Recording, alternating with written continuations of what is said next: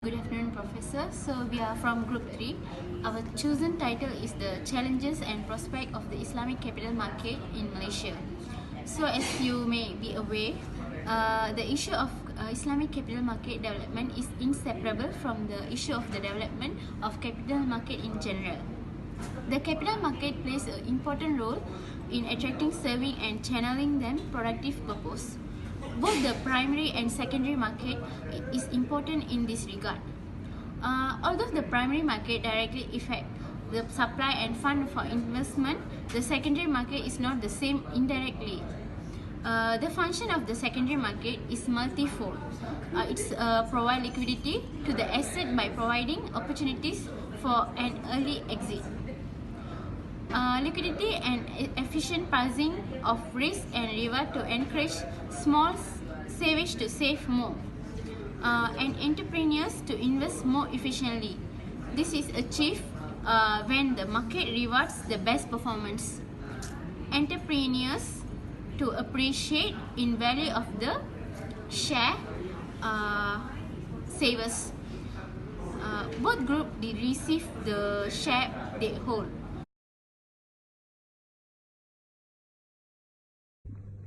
Hi Prof, I'm Syasya, so I'll be talking about the development of Malaysian Islamic capital market. So I'll say the Malaysian Islamic capital market has experienced a phenomenal growth and has raised the bar globally for product innovation and also financial intermediation. The market also this market comprises the Islamic equity sector and also fixed income. As of the end of 2018, the total size of ICM, the Islamic capital market, stood at 1.88 trillion, which accounts for 61% of total market capitalization in Malaysia. As a marketplace for global sukuk, Malaysia issued 1.239 billion US dollars as of the end of 2018.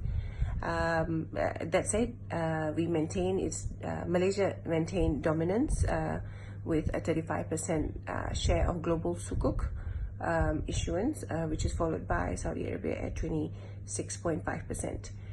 In addition, 58% of total sukuk outstanding globally is domiciled in Malaysia, with a value of 1.728 billion. Malaysia stands out as the only sukuk market with global outstanding of above 100 billion. On Bursa Malaysia, which is the national exchange, more than 70% of stocks are classified as Sharia compliant by the Sharia Advisory Council. Malaysia has a large Islamic equity market and is home to 188 unit trust funds across asset classes. This provides the drive for continuous development of the country's Islamic fund management industry. Apart from size, Malaysia's Islamic capital market is also a proponent of innovation and sophistication to fulfill market's demand for diversification strategies. Market players have structured innovative investable products such as Malaysia's first Islamic real estate investment trust fund, IREIT, and the first Islamic stable REIT, Asia's first Islamic exchange traded fund, IETF, and Asia's first exchange traded sukuk.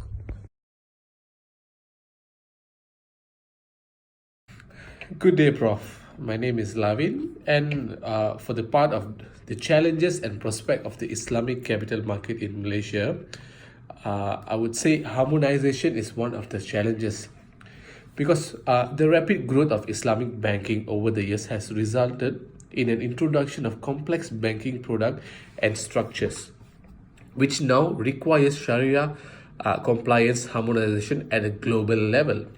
At present, this harmonization within the market is lacking. For example, the Islamic contract of tawarruk and the commodity murabaha is only allowed in a certain scholar. Similarly, as buy al-dain or sale of debt, although it is disallowed by the majority Muslim scholars, it is allowed by some scholars in Malaysia. So, Recently, a prominent Sharia scholar concluded that approximately 85% of sukuks in the market falls on the short basic of Sharia principles. While conventional banks have harmonized and approved regulatory standards that banks around the world follow, making it easier for them to expand and conduct operation in the different countries. There are no approval standard per for Islamic bankings, which means they follow conventional banking regulation. So we would like to say that harmonization is one of the challenges for Islamic banking to grow when it comes to Malaysia. Thank you. Okay, hi Prof. My part will be discussing on the challenges of the Islamic capital market in Malaysia. One of the most key challenge that Malaysia face currently in the Islamic capital is with regards to public awareness. So currently there's very less clarity and acceptability within the market itself, simply because there's lack of awareness. Many people aren't aware of how Islamic capital market works, because there's two ways of compliance, Sharia, and there's also the conventional ways. Sometimes it overlaps. So I believe it's the key responsibility of the SAC committee to provide greater clarity to the people and to set a more standardized medium of platform where it will be more easy to understand what does the Islamic capital comprise, to make it more transparent and disclose. In relation to this, a guide for issuers and investors to refer with regards to Sharia decisions can also be referred through the efforts of SAC itself. Hi, good afternoon, Prof. So, another key challenge that the Islamic market in Malaysia has been facing for decades now is related to the human capital of the market. Highly dedicated and qualified human resources undoubtedly play a vital role for the development and success of any organization. In this regard, the Islamic financial industry requires a specific set of competency and also skills. The research carried out by the Capital Market Regulators Forum found that 82% of the countries which responded experienced scarcity of talent in the Islamic financial services areas such as Sharia and Takaful. The studies also revealed that another 60% of Islamic finance professionals require further training and skills development. The shortage of talents in Islamic finance possess a significant impact on the industry, as it will affect the growth of Islamic finance. At the expert level, there is a significant shortage of qualified Sharia scholars equipped with necessary knowledge and expertise in the field of Islamic finance. Thank you.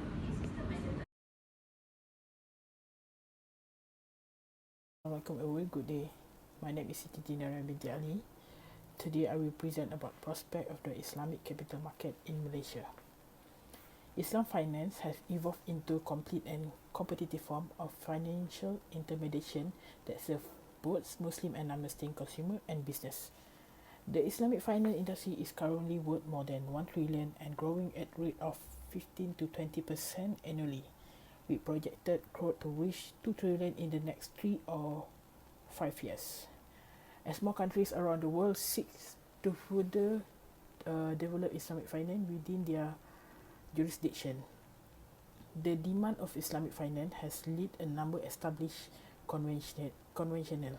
The impressive growth, however, is not confined to Muslim world, but also span across the West and the Asia Pacific region, where the growth is driven by commercial and business considerable. Let's continue.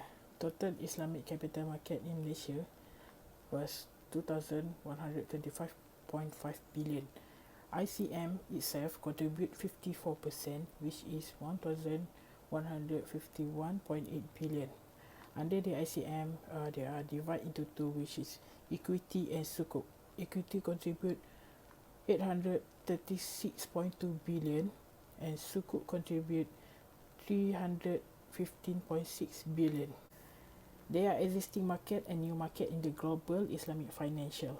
The existing country are Malaysia, UAE, Bahrain, Qatar, Brunei, Indonesia, Pakistan and Sudan. Potential new market are UK, Hong Kong, Singapore, Thailand, Japan and USA. Currently, there are over 300 Islamic financial institutions where more than 75 countries, they are mainly concentrated in the Middle East and Southeast Asia, but they are also gaining popularity in Europe and United States. It is estimated that the industry will grow at rate 5 to 20% annually from current asset of USD 300 billion. Prospect for the development of Islamic financial should contain a balanced development and integrated market by the prospect of the unique Islamic finance. In addition, the product and service are also not limited to the Muslim market only, but also emphasize acceptance of the application globally. The creation of many innovation and initiatives have also contributed to the advancement of the Islam financial system.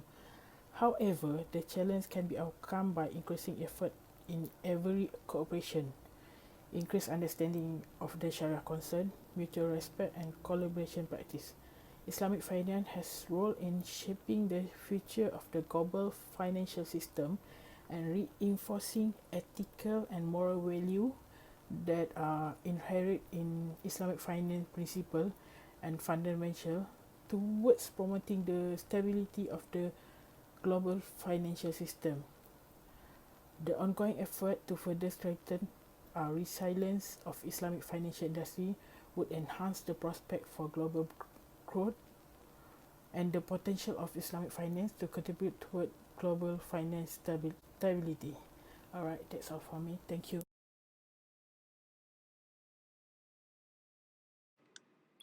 Hi, Dr. AZNAR here. Key takeaways. Industry to shift to higher objective.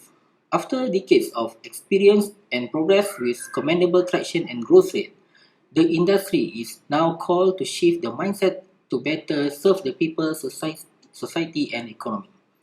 Secondly, expectations of the millennials. The figures on expectations and investing trends of the millennials also set the discussion to focus on this emerging trend, especially when this group will be the future pool of investors. By year 2025, 70% of the global working population will be millennials, not with exception to the Malaysia. Their preferences are to invest in ESG or SRI asset classes, which exemplify the focus on future investment trends. The industry was called to better understand this set of demand and their real expectation. Thirdly is a climate change inequality nexus.